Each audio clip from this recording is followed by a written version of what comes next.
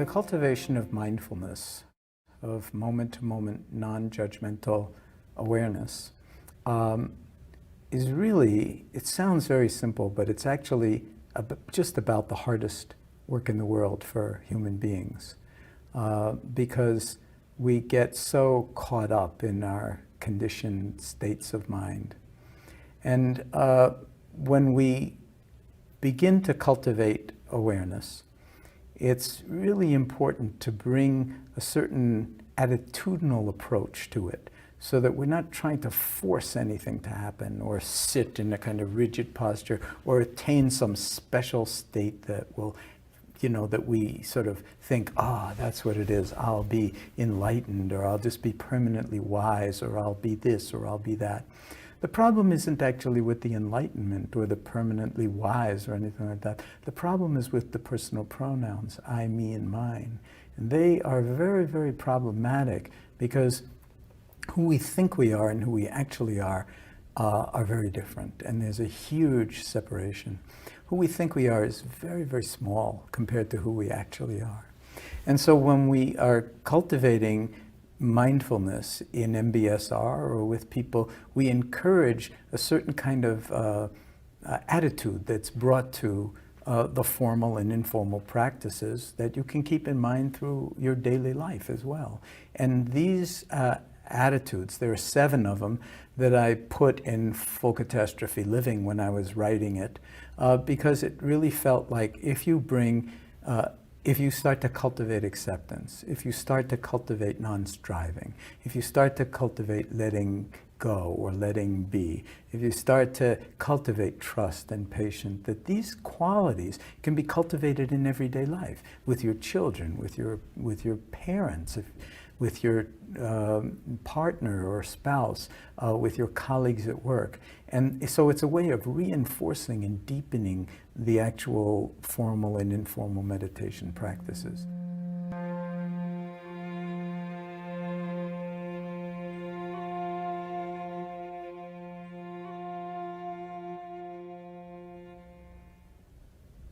Beginner's mind is a lovely orientation to bring to the present moment. This moment is always fresh, always new. We've never been in this one before. And yet we bring so many ideas and attitudes and desires to every moment that we can't actually allow ourselves much of the time to see things as if for the first time. Imagine bringing awareness to your children with beginner's mind, so that you actually see them not through your lenses of ideas and opinions about your children, but fresh, the miracle of them, the amazing nature of them.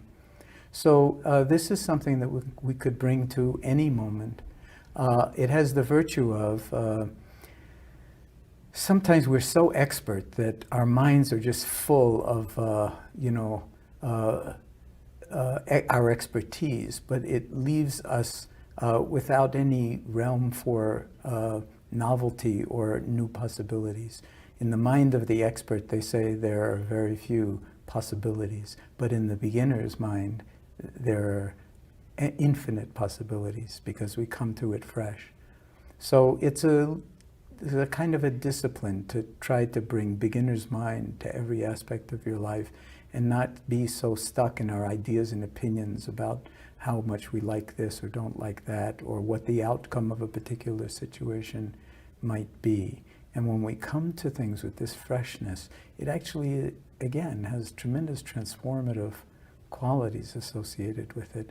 And when you bring it to other people, and you're open and spacious with them, and don't insist that they be the way they were half an hour ago or 2 years ago or whatever it is, they feel seen and recognized and met in a way that they might not otherwise experience.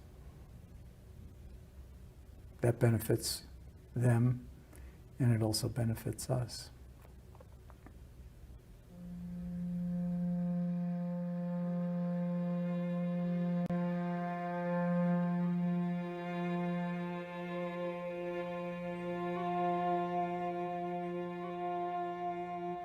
Non-judging is a very important element of mindfulness practice, and in fact is part of my working definition of mindfulness, which is the awareness that arises through paying attention on purpose in the present moment, non-judgmentally. And the non-judgmentally is the real challenge, because when you start to pay attention to what's on your mind, you very rapidly discover that we have ideas and opinions about everything. Just about everything. And we're always judging things in terms of, I like that, I don't like that, I want that, I don't want that, this is good, that's bad. And it's like a steady stream of judging. So when we speak of mindfulness as being non-judgmental awareness, it doesn't mean that there won't be judgments. It means that you will be aware of how judgmental we actually are, and then not judge the judging. And when we relate to it in that kind of a way, then we begin to see that our judging is very often black and white. It's either this or that, good or bad, like, dislike, want, don't want. And we get imprisoned by that kind of view. But being non-judgmental doesn't mean that all of a sudden you get stupid and think, well, I'm not going to be judgmental, so I'll just walk out in the street in front of an oncoming truck. What difference does it make? No, it means that we will cultivate discernment. This is the capacity to see what's actually unfolding, but not to judge it, but to recognize it and to understand it in relationship to our experience. So when we speak about non-judgmental awareness, that's what we're talking about. We're talking about a very fine degree of discernment, of clarity, of wisdom, of understanding the interconnections between things, and at the same time, noticing the tendency to judge quite quickly, like, don't like, want, don't want, and to recognize that that actually creates a kind of veil or a filter in front of our eyes that doesn't allow us to see things as they are, but to only see them through the lenses of our own ideas and opinions and likes and dislikes, which is practically blinding to us.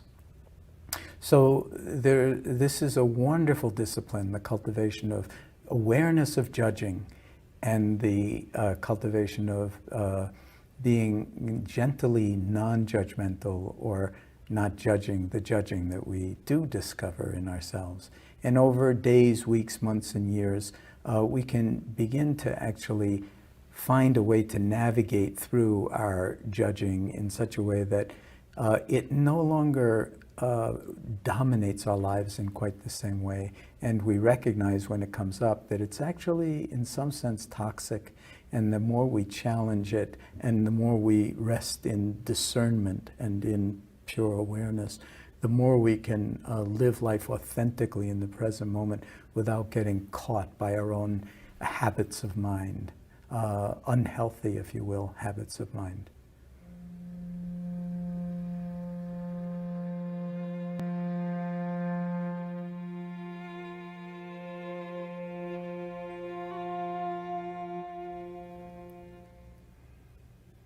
Acceptance is a very active process. There's nothing passive about it. It's not passive resignation, but it's an active recognition that things are actually the way they are. Sometimes they're not the way we want them to be. So acceptance doesn't mean that we can't work to change the world or to change circumstances of one kind or another, but it means that unless we accept things as they are, we will try to force things to be as they are not, and that can create an enormous amount of difficulty.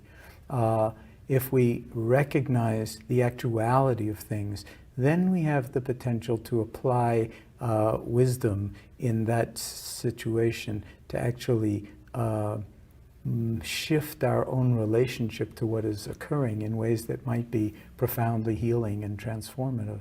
But without acceptance of one's situation, then it's very difficult to know where to stand. And without knowing where to stand, it's very difficult to take the first step.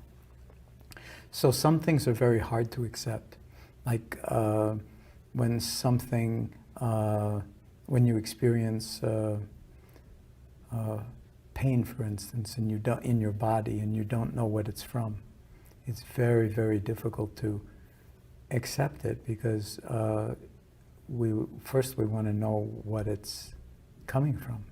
And if we don't have any answer for what is causing the pain, then it can be very, very difficult to accept it.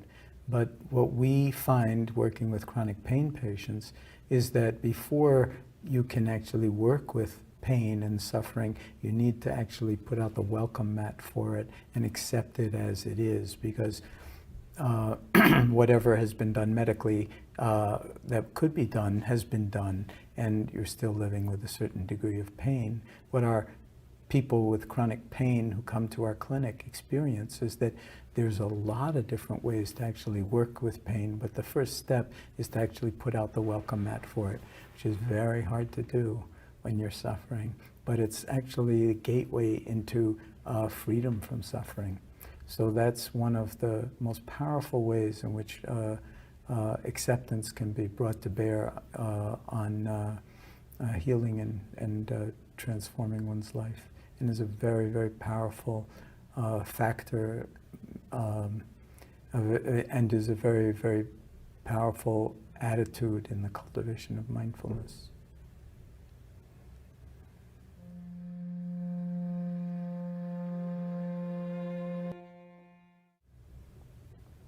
Letting go, we could think of as the opposite of clinging or grasping. There's a certain way in which when we want something, we grasp it, we cling to it, even if it's an idea. And very often we get very fixated in that kind of a way. Letting go is reminding us that it's possible to actually not get involved in grasping and clinging to what we want and trying to push away what it is that we don't want. Because it's inevitable that things will arise that are unpleasant, and we'll want to push those away, and that other things will arise and they'll be pleasant. We'll want to hold on to them. So letting go really means letting be. It means allowing things to be as they are, and not be too caught up in having to have them be a certain way when the evidence is they already are not that way. So therefore not forcing. It of course goes with not striving as well, allowing things to be as they are. In India, they sometimes use a particular way of trapping monkeys, where they take a coconut and they cut a small hole in one end, and then they tie the coconut with a wire to the base of a tree. And they put a banana inside the coconut, and then the monkeys come down from the trees and they put the hand in the coconut. But the hole is crafted so that if you grasp the banana, you can't get your hand out of the hole. The fist is too big.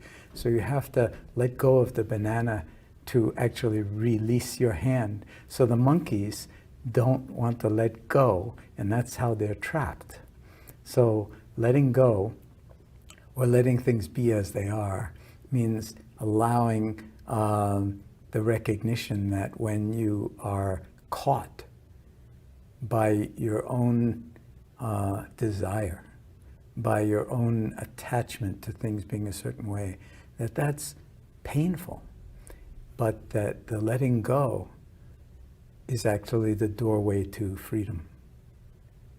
And it's something that you don't do once. It's something that you practice over and over and over again, moment by moment by moment. Every time, excuse me, every time you catch yourself clinging to something, you remind yourself it's possible to just let it be and to just let it go.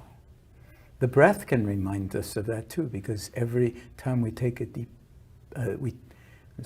because the breath can remind us of that, because every time we take a breath in, we have to let it go. Because otherwise there's no room for the next breath. So it's a natural part of life to receive and then release. Receive and let go.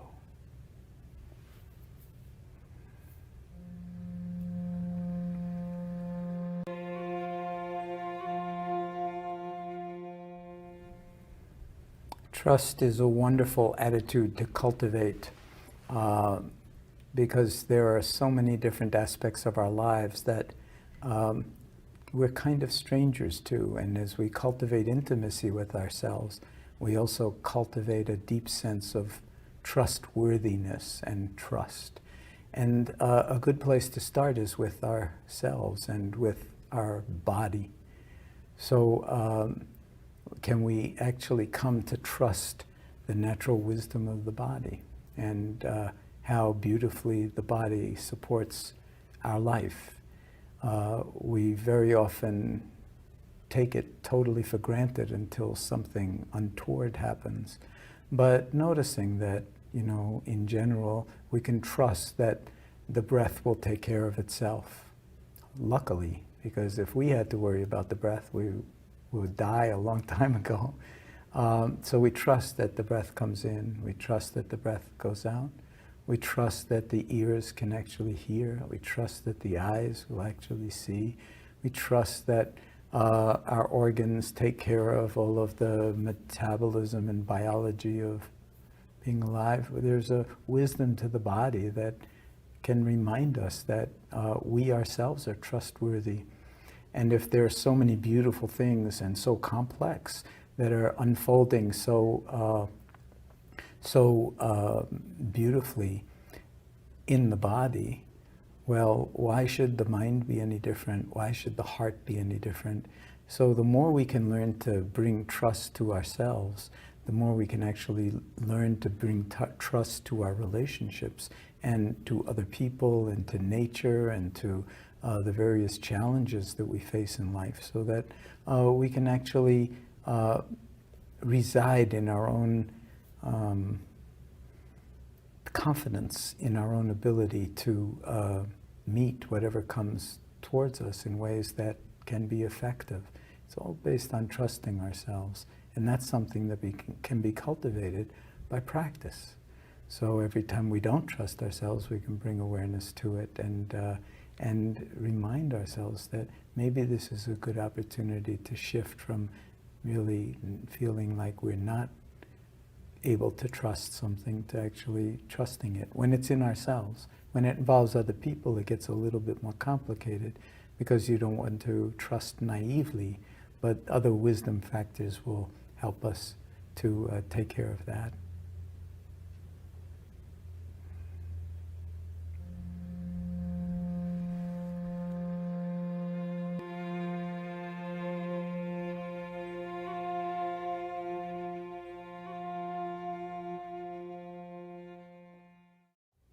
I don't know if you've noticed this, but a lot of times I find that I'm impatient to get to the next important thing happening, and so missing the present moment because of my impatience. So to actually intentionally cultivate patience and a kind of recognition that things unfold in their own way, and that in some profound way, things cannot be hurried. So when we're always rushing to get someplace else, the byproduct of that is that we're never where we actually are, which is a tremendous sadness and a tremendous loss. Sometimes we're impatient with other people, sometimes we're impatient at work, sometimes we're impatient to get things done. But this wisdom of patience is something that is also profoundly healing and restorative, and is akin to recognizing, as some children don't, when they, for instance, try to make the butterfly come out before its time from the chrysalis, that certain things can't be hurried, but things do unfold in their own time. So if we actually learn to be patient with ourselves, then we're inhabiting the present moment in ways that have great comfort and great profundity of both acceptance and wisdom associated with them.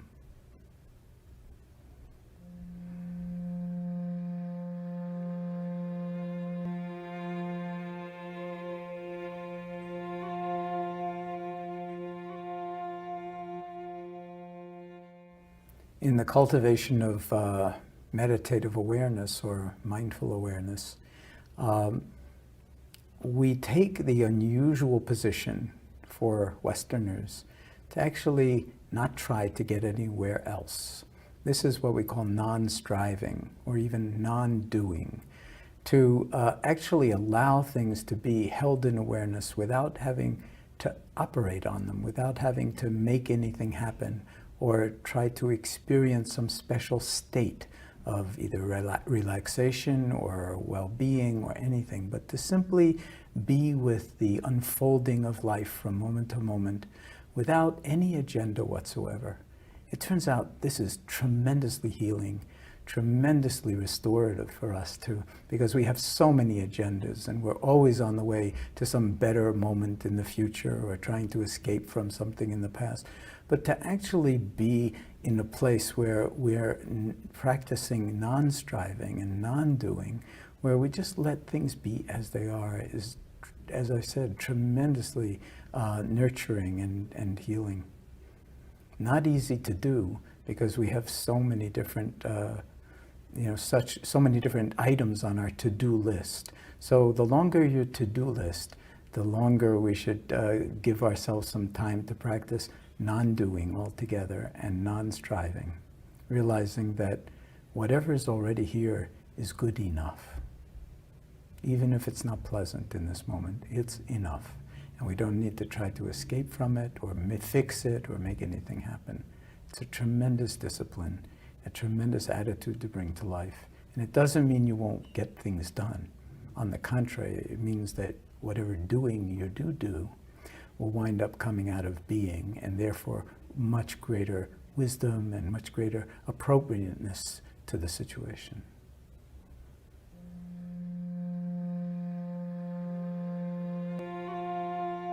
Now, people often ask me, well, why did you stop at 7? And I say, I don't know. I mean, I just stopped at 7, but I left out a few that I really probably am going to put in the next edition.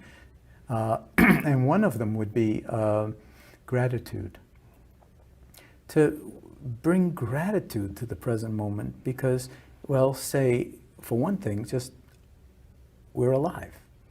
We take that so much for granted. A little gratitude, wow.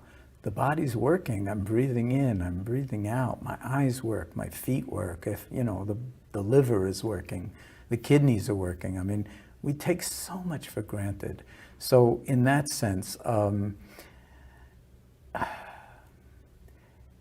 the 7 attitudes are a way to remind us of that, and gratitude really should be in that list.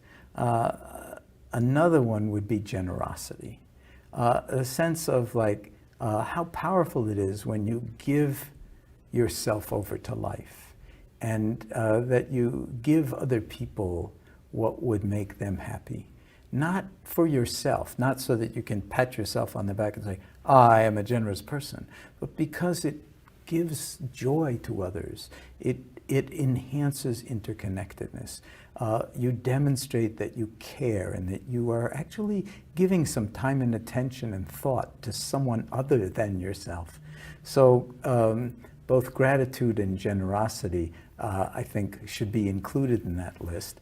I could go on, but I think that 9 would be enough. It's hard to keep more than 9 things in mind at any one time. And of course, they're all completely interconnected, so you don't have to actually remember any of it. If you are practicing non-striving, then everything else is embedded in that. Acceptance is embedded in, acceptance is embedded in that. Generosity is embedded in that. Gratitude is embedded in that. Trust is embedded in that, and so forth. So any one of these attitudes is a door into all of them, and that's why they really are forming, in some sense, just different ways of understanding what mindfulness is really about. And I probably should say that in all Asian languages, the word for mind and the word for heart are the same word. So in English, when you hear the word mindfulness, if you're not hearing the word heartfulness, you're really not understanding it fully. And so those attitudes are really part of the heartfulness element of it. whether it's seeing things as they actually are, the most profound thing you can see is the interconnectedness of all things. As soon as you see that, then emotions like anger, for instance, are very different because, or fear for that matter, are really transformed in some way because of our interconnectedness.